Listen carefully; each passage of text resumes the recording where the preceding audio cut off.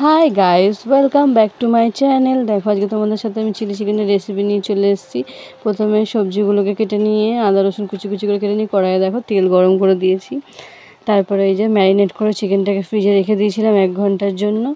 এবার সেই ম্যারিনেট চিকেনটাকে আমি ভাজছি। চিকেনের মধ্যে আমি আদা রসুনের পেস্ট, গুঁড়ো লঙ্কা, চিকেন মশলা, কর্নফ্লাওয়ার, ময়দা সব কিছু, নুন আর সস দিয়ে, সোয়া সস দিয়ে মাখিয়ে ফ্রিজে 2 ঘন্টার জন্য রেখে দিয়েছিলাম। তারপরে সেটাকে বার করে এই যে দেখো পকোড়ার মতো করে ভেজে নেবো, একটু লাল লাল করে ভেজে নিয়ে বাইরে তুলে নেবো। আর সবজির জন্য আমরা ক্যাপসিকাম, পেঁয়াজ, টমেটো, কাঁচা লঙ্কা কেটে সবজিটাকেও ভেজে নেবো। প্রথমে তেলের মধ্যে দেখো আদা রসুন কুচি কুচি করে রেখেছিলাম, সেটাকে ভেজে একটু লাল লাল করে নেবো যতক্ষণ ব্রাউন কালার আসবে।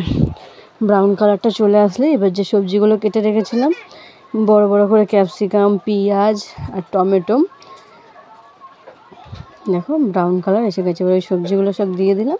এবার সবজিগুলোকেও হালকা করে ভেজে নিতে হবে। সবজিটা দেখো অনেকটাই ভাজা হয়ে গেছে।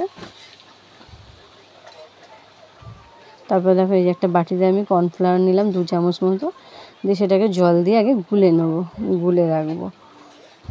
দেখো নিয়ে নিয়েছি। এবার আমি জল দিয়ে ওটাকে গুলবো ভালো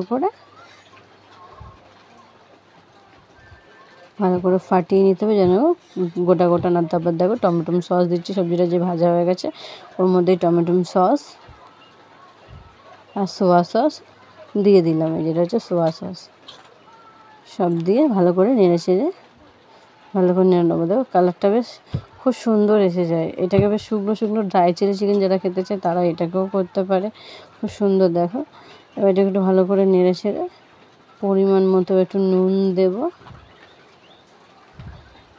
পরিমাণ মতো নুন দিলাম। তারপর দেখো স্বাদ মতো একটু চিনি, যারা মিষ্টি মিষ্টি খেতে চায়, ঝাল কম খাও তারা একটু মিষ্টিটা বেশি দিতে পারো।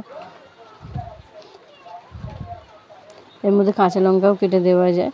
তারপর দেখো আমি জল দিয়ে দিলাম।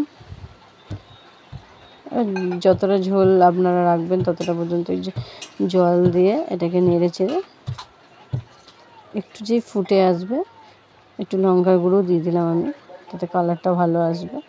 তারপর দেখো যে কর্নফ্লাওয়ারটা গুলে রেখেছিলাম সেটাও আমি দিয়ে দিলাম। এবার ভালো করে একটু নেড়ে চেড়ে 5 মিনিটের জন্য ফুটতে দিতে হবে। তাহলে দেখবে কত সুন্দর এটা এসে। দেখো এত গ্রেভিটা কত সুন্দর এসে গেছে, আটা আটা ভাব এসে গেছে। এবার যে পকোড়াগুলো ভেজে রেখেছিলাম সেটা দিয়ে 2 মিনিটের জন্য ফুটিয়ে নিলেই আমাদের ঘরোয়া চিলি চিকেন রেডি। দেখো পুরো রেস্টুরেন্ট স্টাইলে চিলি চিকেন রেডি হয়ে গেছে। এটা যদি ভিডিওটা সবার ভালো লাগে প্লিজ একটা like and comment and share করে দেবেন। Bye bye, tata.